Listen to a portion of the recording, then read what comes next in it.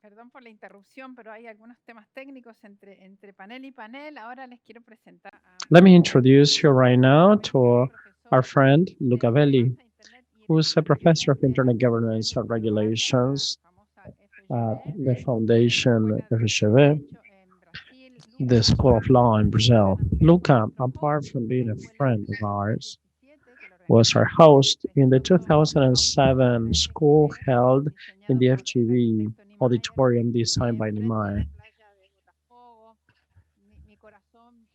overlooking the beach of Botafogo. I suffer because I'm not in Brazil. Right now, you have a beard, you change of look, and you have longer hair also, right? COVID-19 style, Corona style. So, welcome to our school. And well, Luca's going to address sustainable connectivity, access to data. He was the co-author together with me. Here we have the Portuguese um, edition of the book. It was a great achievement. I remember this project that was very, very successful. Let's welcome Lucas to our school. You're a great guest. You're always welcome in our school. We have a tight agenda because we have many speakers. It's like TV, okay? We'll run out of time. But let's welcome Luca. And Luca, you can address your presentation. My presentation is going to be in English, be more effective. But next time, probably I can do it in Spanish. However, this time I will address this in English. To be here with you. It's always a pleasure to be with Olga, Adrian, and Oscar. You are like family for me. And the topic that I want to analyze today with you is sustainable connectivity. And the focus I want to give to this brief but intense lecture is on how do we consider internet users? We consider them as simple consumers. We may have traditional solutions with limits. Half of the population in the world is still disconnected, so there are clear limits. If we envision something different, we may have different outcomes and maybe more sustainable outcomes. So let's start first with a couple of introductory remarks on what I want to analyze with you today. So first of all, how do we consider internet users? Simple consumers or prosumers? I will speak a bit about this.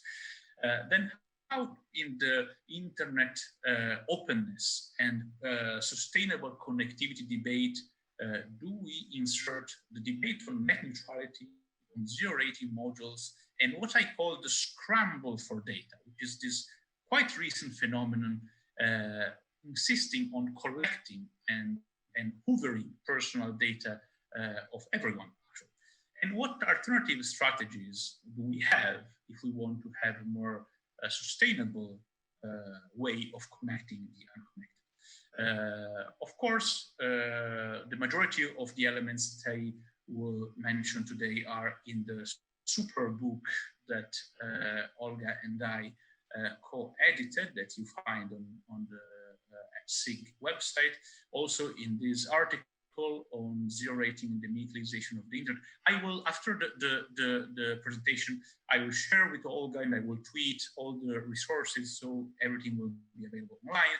Also, if you check this website, comconnectivity.org, you will find a lot of information about community networks, which will be the last part of my presentation of today. And if you want to focus even more on community networks in Latin America, there is this very interesting report that I co-authored for ISOC exactly on community networks in Latin America and what kind of policies and solutions could be utilized to facilitate them.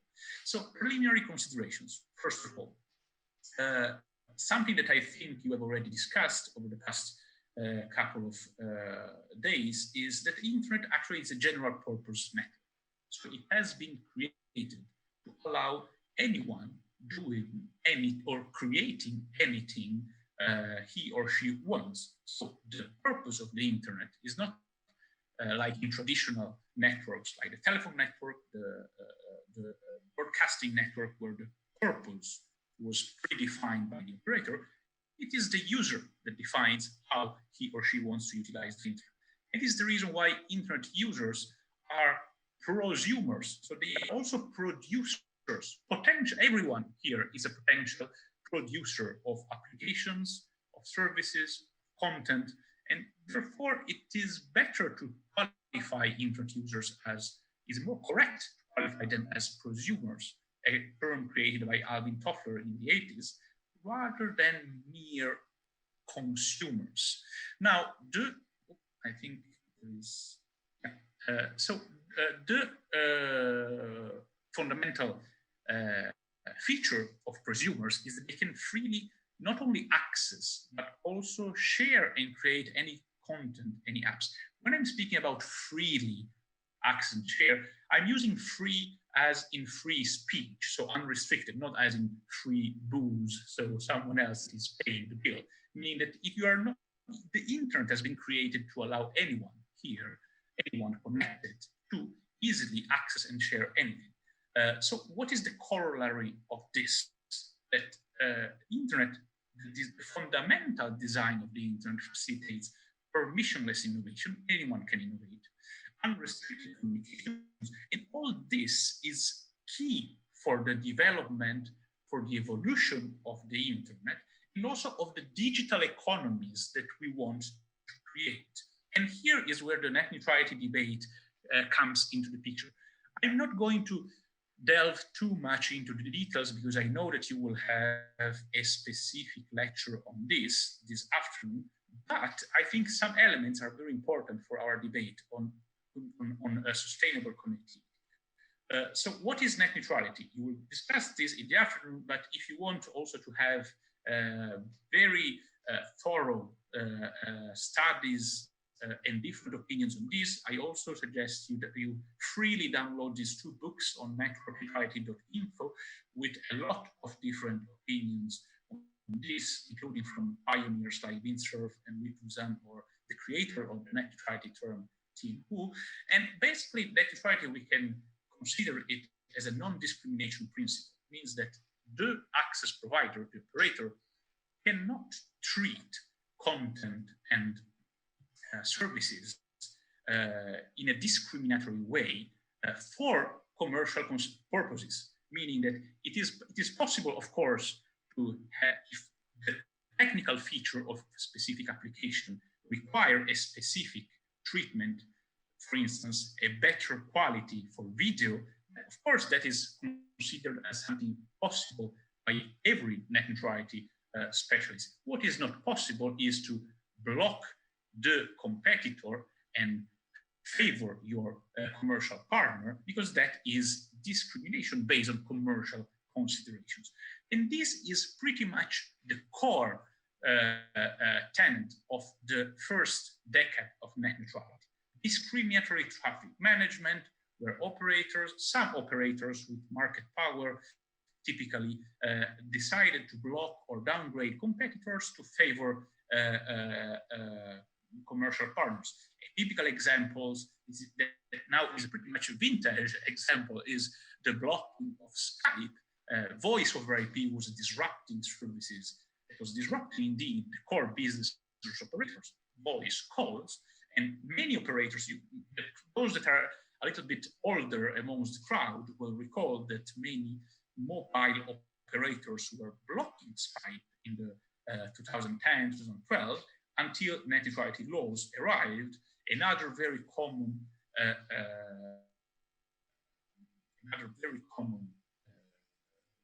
discriminatory treatment was downgrading the potential competitors.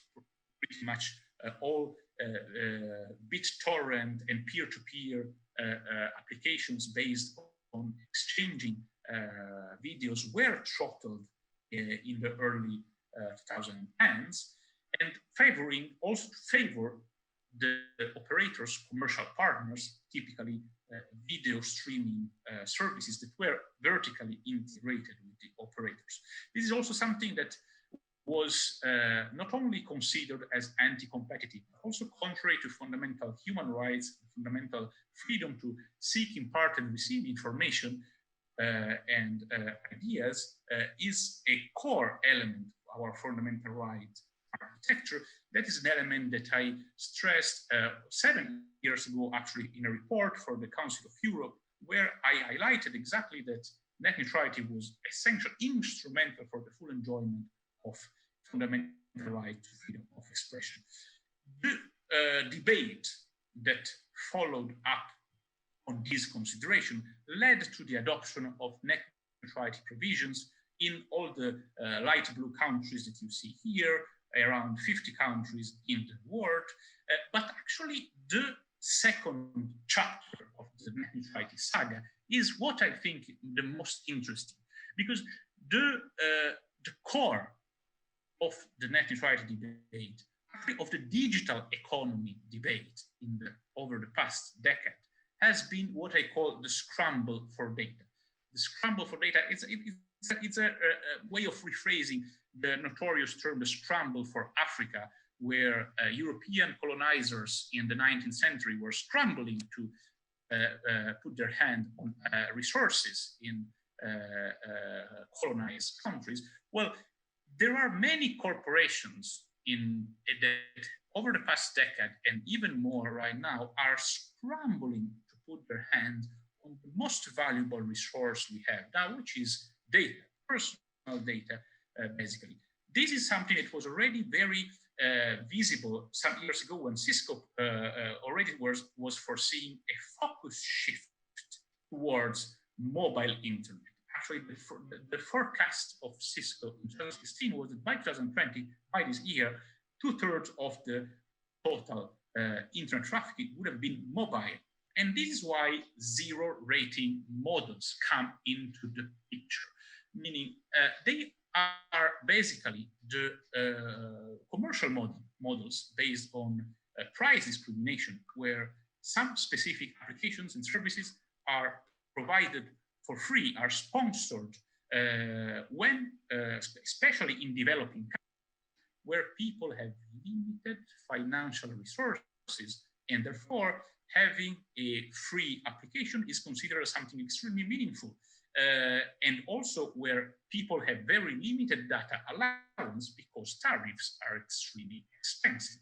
Now, the two essential elements of zero rating models are limited selection of sponsored, subsidized apps is available, but also a limited amount of data allowance is available. So very limited amount of gigabyte per month is available. Therefore, having sponsored services, sponsored apps is particularly interesting.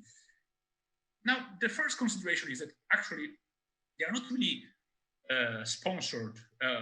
Well, they are sponsored, but they are not really free, let's say, because they are, of course, not paid with money, but paid with personal data and what could be done out of personal data.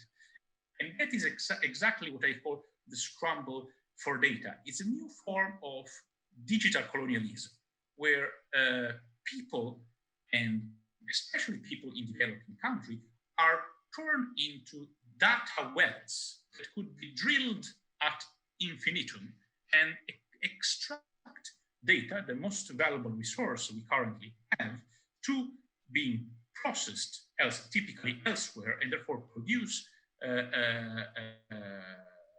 revenue elsewhere. Now, the idea of sponsoring specific applications and putting a cap on the rest of the internet, of course, aims at orientating attention of the user on specific apps that are sponsored. And orientate attention of the individuals means also orientate where they spend their digital lives, which means where they produce the very personal data.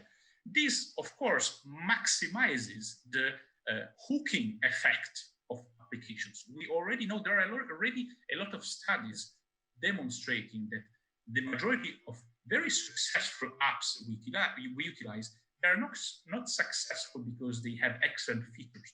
They're successful because they are excellent at hooking us, are attracting our attention and becoming almost addictive. There is a very useful story reading by Nir Eyal on how to create habit-forming products that precisely explain this. And this is something that was published 5 or 4 years ago. So it's something already quite well known. And the very interesting demonstration of this is actually Brazil.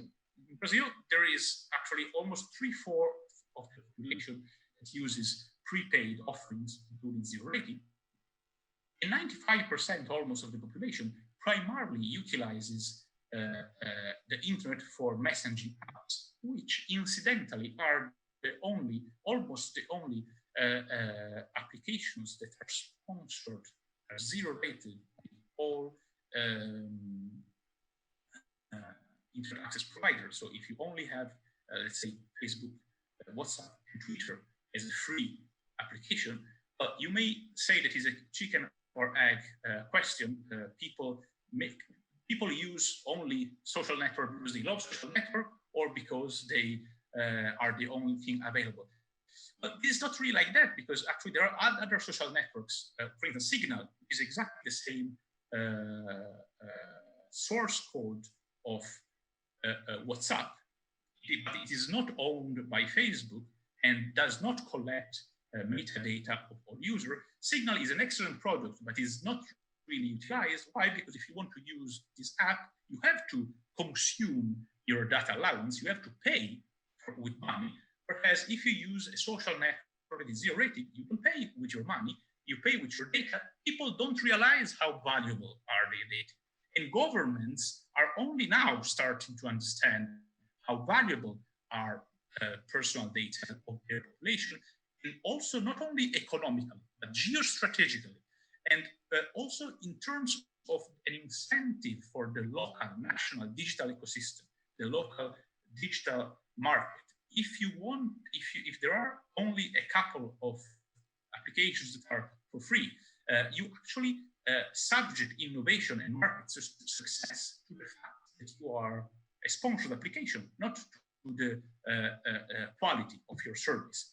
And this actually also creates a gatekeeping effect on how information and innovation can circulate in a specific country, in a specific market, because again, if only a very limited selection of applications are sponsored for free and the rest has to be paid, those applications are those where all information or misinformation will easily circulate and be controlled. And this is precisely why only a couple of weeks ago, the Court of Justice of the European Union basically stated what is in that article that I mentioned at the very beginning of the presentation, which is that the use of zero rating models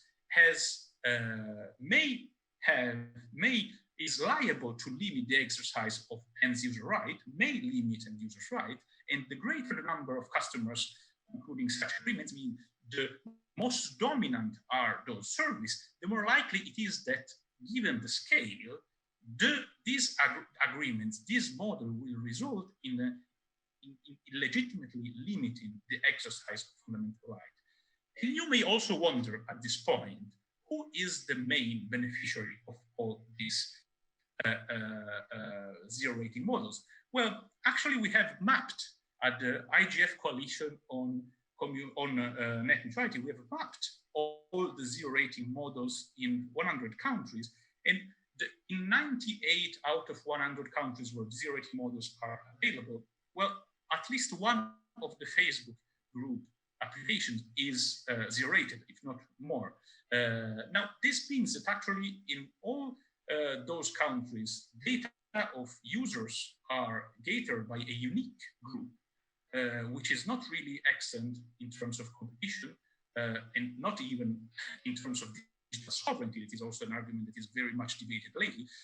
But what is quite scary is that all the red countries you see in the map are also countries that do not have or are where data protection is not really in place yet. So either they do not have regulation on data protection, or it is not in place or enforced yet, which means that troves of personal data are collected and utilized for basically whatever purpose the biggest bidder can decide, because there is no regulation impeding so that. So that means that actually this connection between internet access on one hand and data protection on the other hand, that were two distinct topics until a couple of hours ago, is becoming increasingly intimate, because internet access or access to specific services is already paid with data protection in an incredible number of countries. And it actually confirms a survey made by Quartz some years ago, in 2015, where in several developing countries, a respondent of the service thought that Facebook was the internet because it was the only thing that they could access. And what is the perversion of this? That actually this kind of model transforms active internet users into passive consumers of predefined apps. So precisely the opposite of the philosophy that was chosen by the initial architects of the internet. And of course, as I was mentioning, it's also quite risky in terms of digital sovereignty, because rather than having your national champions thriving, you have only already dominant, that usually are foreign corporations thriving. That is the reason why India decided to ban zero rating models in 2016. And the result is actually extremely interesting. We have analyzed this also at the Cyber BRICS project that I coordinate, that analyzes digital policies in the BRICS, so Brazil, Russia, India, China, and South Africa. And my colleague Smriti Parshir shared this analysis a couple of weeks ago. Actually, since the ban of zero rating in India, the number of subscribers doubled, the number of the data consumption is increased almost 50-fold, and the price of the gigabyte decreased of more than 95%. Why? Because if you cannot offer specific services for free to attract consumers, you will have to offer anything, everything for a reduced price. Now, just to finalize my presentation, is there any other alternative strategy that may be considered sustainable, not only in terms of reducing the cost, but also in terms of empowering the users?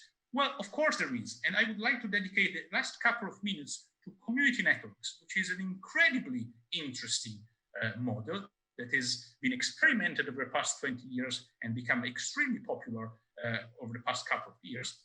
They are crowdsourced distributed networks that are built, utilized, and managed by the community that creates them and utilizes them as commons. So they are managed in a democratic fashion by those who create them. Usually they are NGOs, but could also be local entrepreneurs or public administrations.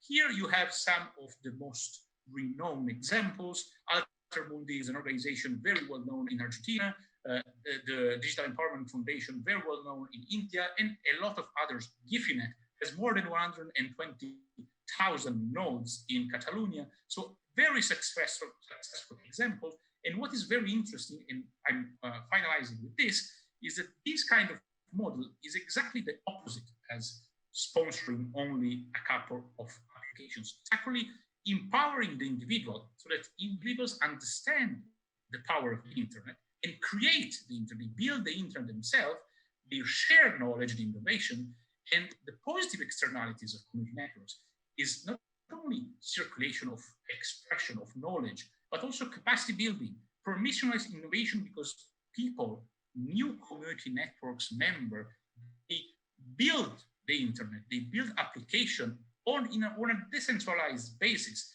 and they turn the internet into something even more interesting for the local communities, because the internet starts to be in local languages, local services that are constructed, built by the community for the community. These are only some of the examples that you typically observe when community networks are created: local maps, voice over IP services, e-commerce platforms for local trade.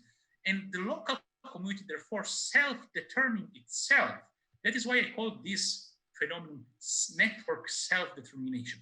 Is the right to free development of network infrastructure. The community freely associate to define in a democratic fashion the design, the development, the management of the network infrastructure, of the access infrastructure as a common good, in order to freely seek, impart, and receive information and innovation. The community, the local community, rather than being a digital outcast, rather than being disconnected, self-determining itself. If you want to know more, I'm also adding here this reference. This website, comcommunitivity.org, has a lot of studies, not only on how community networks work, but on how you can build one. And to finalize, I would say, what can be done to facilitate these initiatives? Well, there are a lot of policies that also you find in these studies that could be useful for regulators. I know that some regulators are here hearing us, so please check these resources to have good example of how to create legal definitions of community networks, how to simplify licensing or equipment approval. I've heard we have been speaking about spectrum and how spectrum sharing policies could be very useful for community networks, tax exemptions, a lot of elements that could be very useful and that actually have already been integrated by some regulators, also in Latin America. Anatel in Brazil already created simplified license for all kind of micro or small ISPs, including community networks, and actually utilizes the community network manual that I was mentioning before as a manual to provide guidance to people willing to create a community network. In Argentina, ENACOM also created a resolution on community networks, so turning them into something legal. Well, to conclude, I would say that of course, they are not a silver bullet, because to bring everyone online, we need an ample spectrum of policies, but there is nothing to lose from allowing people to build the internet themselves, to be the protagonist of their digital future and to try to making this future sustainable. Thank you very much for your attention, and please feel free to share any questions you may have. Oi, Luca, obrigada. Muito interessante. Temos algunos, voy a hablar en español mejor. Tenemos algunos comentarios acá de la audiencia. Quiero Very decirle interesting. We have some comments from the audience. There was a problem with the translation because the audio was totally distorted.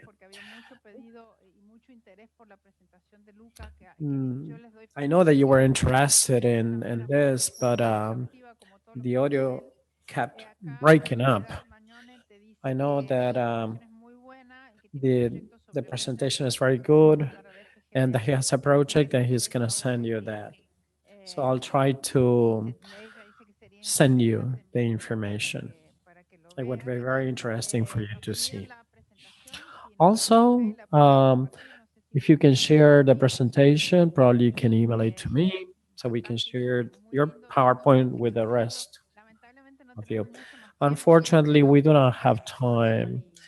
I know that you're very passionate about this topic. You've been working for many years. You manage the coalition in the IGF. I know that there's a neutrality space, and we're going to address neutrality after lunch with two specialists that come from the technology field. Probably you can join that panel. Unfortunately, we do not have any time left. Hopefully, your children are okay and they're growing very healthy, very good. Looking forward to seeing you in the future, and thank you for being here. Thanks a lot. Okay, we're going to break, and later we're going to continue with the panel addressed by ICANN.